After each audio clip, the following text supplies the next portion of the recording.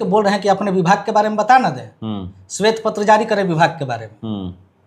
तो ये जिस विभाग के मंत्री हैं उस बारे में बात नहीं करेंगे। तो कहते हैं हम लोग तो 5 लाख रोजगार दिए हैं। तो वही तो जिस विभाग का श्वेत पत्र जारी करके बता दीजिए जिस विभाग के मंत्री हैं। अरे जिस विभाग का है वही ना काम करे ना। हड्डी का डॉक्टर आंख का ऑपरेशन नहीं ना करेगा, वो हड्डी ना देखेगा। आंख वाला आंख देखेगा, हड्डी नहीं देखेगा। तो जिस विभाग के मंत्री हैं उस विभाग के बारे में बता ना दें। तो मान लीजिए कि हवाबाजी करना कुछ भी हो सकता है। वो के बाद में आपको मौका मिला ना, माननीय मुख्यमंत्री के नेतृत्व में कार्य करने का मौका मिला ना, क्या हुआ? अपने ही विभाग में एक तरफ से मिट्टी कटवाया जा रहा था, अपने ही विभाग में एक तरफ मिट्टी भरवाया जा रहा था। निजी मॉल था, उसमें मिट्टी काटने का पैसा लिया जा रहा था। निजी विभाग था। मुख्यमंत्री के सवाल को भी स्पष्ट जवाब नहीं दी। बोले कि ये क्या सब बात हुआ, अभी शादी हुआ ही नहीं या सुहाग रात किसके साथ बनेगा, आप लोग चर्चा करने लगे। एनडीए का कार्यकर्ता सम्मेलन चल रहा है।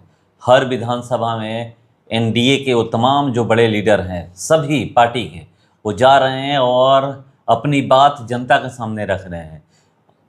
और एक तरफ इंडिया गठबंधन का वोटर अधिकार यात्रा चल रहा है। वोटर अधिकार यात्रा में ये कहा जा रहा है कि आपका वोट चोरी किया जा रहा है। चलिए, बहुत सारे मुद्दे हैं, उन्हीं सब मुद्दे पर हमारे साथ बात करने के लिए जेडीयू के प्रदेश राजनीतिक सलाहकार लाल बहादुर महतो जी हैं। चलिए मैं इनसे सीधे जुड़ता हूं।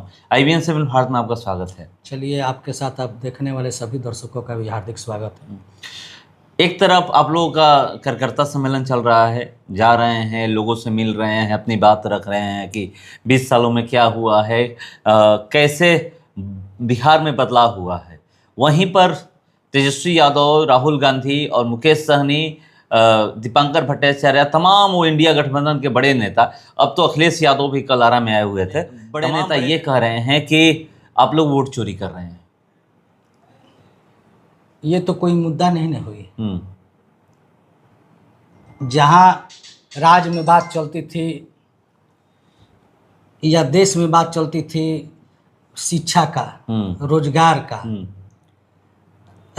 स्वास्थ्य का, सड़क का, पानी का, बिजली का, ये मुद्दा थे। इस मुद्दा पर कोई चर्चा करने के लिए विपक्ष के पास कोई मुद्दा नहीं।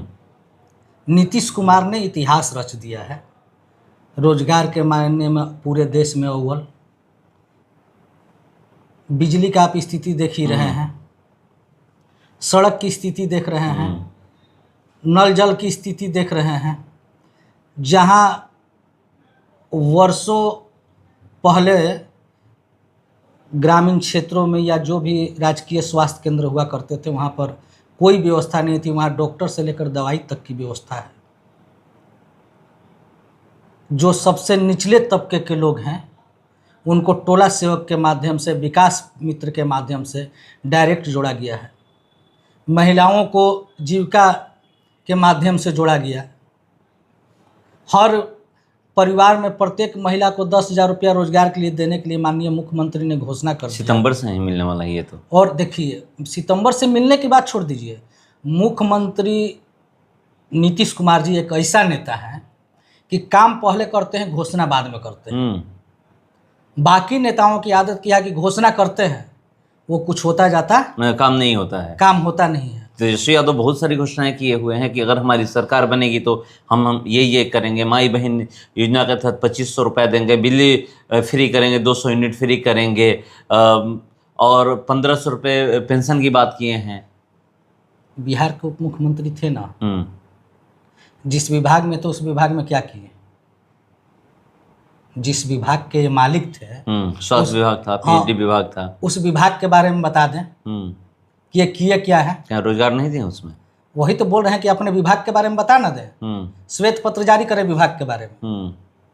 तो ये जिस विभाग के मंत्री हैं उस बारे में बात नहीं करें। तो कहते हैं हम लोग तो 5 लाख रोजगार दिए हैं। तो वही तो जिस विभाग का श्वेत पत्र जारी करके बता दीजिए जिस विभाग के मंत्री हैं।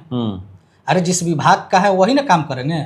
हड्डी का डॉक्टर आंख का ऑपरेशन नहीं ना करेगा, वो हड्डी ना देखेगा। आंख वाला आंख देखेगा, हड्डी नहीं देखेगा। तो जिस विभाग के मंत्री हैं उस विभाग के बारे में बता ना दें। तो मान लीजिए कि हवाबाजी करना कुछ भी हो सकता है, ये कोई मुद्दा नहीं। और ये जो वोट की बात कर रहे हैं, वोट चोरी की बात कर रहे हैं, ये मुद्दा लेकर के जनता के बीच में नहीं जाना चाहिए। जनता के बीच में अगर आप में अगर क्षमता है तब बहस कीजिए ना। रोजगार के मायने में बहस कीजिए, नौकरी के मायने में बहस कीजिए, पानी का बहस कीजिए, बिजली का बहस कीजिए, रोजगार की बहस कीजिए, स्वास्थ्य की बहस कीजिए। नीतीश कुमार ने कोई जगह छोड़ा ही नहीं है। नहीं तो 17 महीने के बाद तो बताते हैं ना कि हम लोग 5 लाख रोजगार दिए हैं। अरे तो 17 महीना में अपने विभाग के बारे में बतावे ना। वो किसी विभाग के मंत्री थे ना, वित्त मंत्री भी नहीं थे। दो विभाग के थे तो वो अपने दो विभाग के थे, उस दो विभाग में कई लाख नौकरी दिए हैं, उसके बारे में बतावे। वो तो एक ठो हो गया बोलने के लिए हम फलाने में दिए, ये कोई मतलब की बात नहीं ना है। नेता मतलब नीतीश कुमार ना। नीतीश कुमार अगर जिस भी विभाग में बहाली हो जाए तो मुख्यमंत्री को क्रेडिट जाता है। कह रहे हैं ना कि बुढ़ी सरकार हो गई है, अब आप लोग इसको बदलिए। करुणा निधि के बारे में बोले, 98 वर्ष की उम्र में मुख्यमंत्री थे। हमारे मुख्यमंत्री तो अभी मात्र 73 वर्ष के हैं। अचेत अवस्था में चले गए, ये भी कहते हैं, हर मंच से कहते हैं। ये कहने की बातें हैं। अचेत अवस्था में चले गए हैं और चेत अवस्था में चले गए हैं, किस अवस्था में चले गए हैं वो उनके क्या चीज कहते हैं, जो हमारे लालू जी जो हैं उनसे तो उम्र में बड़े हैं नीतीश कुमार से। ये कहने की बातें हैं, ऐसी कुछ बात नहीं है। नेता मतलब नीतीश कुमार, और नीतीश कुमार की ज़रूरत बिहार को है अभी। हाँ, अगर नीतीश कुमार चले गए तो आप स्थिति समझ लीजिए कि जो बिल्डिंगें बड़ी बड़ी नीतीश कुमार जी ने जो खड़ा किया है, जो लाखों लोगों को रोज़गार दिया है, जो आने वाले समय में घोषणा की है कि 1 करोड़ लोगों को नौकरी और रोजगार देंगे, नीतीश कुमार के हटने के बाद में कोई विकल्प नहीं है। हम लोगों का अनुभव है, मैं राजनीति में 30 बरस से कम मेरा अनुभव नहीं है। इसके पहले की जो सरकारें हुआ करती थी, वेतन के लोग को लाले पड़ जाते थे। 6-6 महीना पर, 7-7 महीना पर, 3 महीना से कम पर तो शिक्षकों का वेतन नहीं मिलता था। ये नीतीश कुमार का इंजीनियर दिमाग का कमाल है कि बिहार को कहाँ से कहाँ निकाल करके पहुँचाए, कहाँ से कहाँ बिहार को पहुँचा दिए हैं। तो आगे मतलब इसी तरह बिहार बढ़ता रहेगा बिहार इन्हीं के रीजन में। मगर वो तो कहने कि अब युवा को आना चाहिए, आप लोग युवा को लाइए, क्योंकि युवा अलग सोच के रखते हैं। युवा कैसे, युवाओं के पास विजन है, मुख्यमंत्री नीतीश कुमार के पास विजन ही नहीं है। अरे युवाओं के बाद में आपको मौका मिला ना, माननीय मुख्यमंत्री के नेतृत्व में कार्य करने का मौका मिला ना, क्या हुआ? अपने ही विभाग में एक तरफ से मिट्टी कटवाया जा रहा था, अपने ही विभाग में एक तरफ मिट्टी भरवाया जा रहा था। निजी मॉल था, उसमें मिट्टी काटने का पैसा लिया जा रहा था। निजी विभाग था, उसमें मिट्टी भरने का पैसा लिया जा रहा था। युवाओं को तो रोजगार, युवा के पास तो सोच आपने तो बहुत तुरंत दिखा दिया। आपको इतनी हड़बड़ी थी कि तुरंत आपको मुख्यमंत्री की कुर्सी चाहिए थी। अरे आप कार्य करते ना, जनता के बीच में जाते ना, जनता को बताते ना आपने क्या कार्य किया। लूट कोई योजना है तो इंडिया गठबंधन की तरफ से तो वही चेहरा है ना मुख्यमंत्री के। अब इंडिया गठबंधन किनको चेहरा बनाती है? अभी तो राहुल जी का से बारे में आपके ही कुछ साथी पूछ रहे थे, मीडिया के साथी।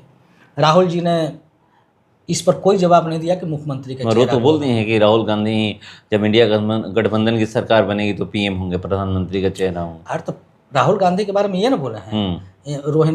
रोहिणी आचार्य जी का भी कल में एक हम वीडियो सुन रहे थे, मुख्यमंत्री के सवाल को भी